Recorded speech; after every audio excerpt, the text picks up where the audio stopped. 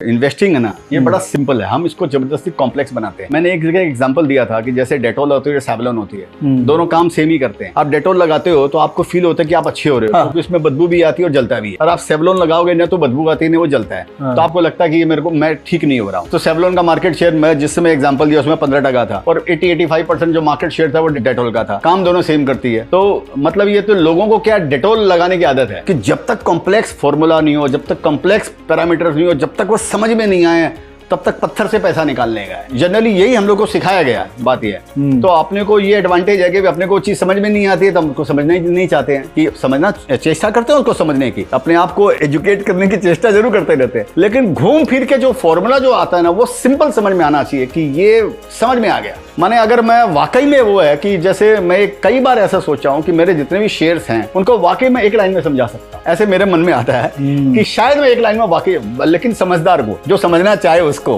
अगर को समझना ही जबरदस्ती का अगर आर्गुमेंट करना तब तो मेरे पास में उसका है नहीं। लेकिन अगर आप समझ रहे हैं तो मैं एक लाइन में आपको मेरे शेयर समझा सकता हूँ, ऐसा मैं सोचता हूँ, ऐसा मैं शायद। तो मेरे को ये लगता है कि वो सिंपल ही है यहाँ पर, बाकी वो कुछ नहीं है। जितना आप कॉम्प्लेक्स करोगे ना उतने खुद ही आप घिरते जाओगे उसके अंदर और कोई आपको उसका उत्तर नहीं मिलेगा। तभी मेरे को फर्क नहीं पड़ता है कि मेरा शेयर अगर लेने के बाद गिर जाता है या बढ़ जाता है या कुछ हो जाता है या कोई एडवर्स न्यूज आती है, तो मेरे को फर्क नहीं पड़ता, क्योंकि मेरे वो सिंप्लिसिटी में बड़ा विश्वास है। मेरे को वो चीज अगर चेंज हो जाएगी तो मैं भी चेंज हो जाऊँ।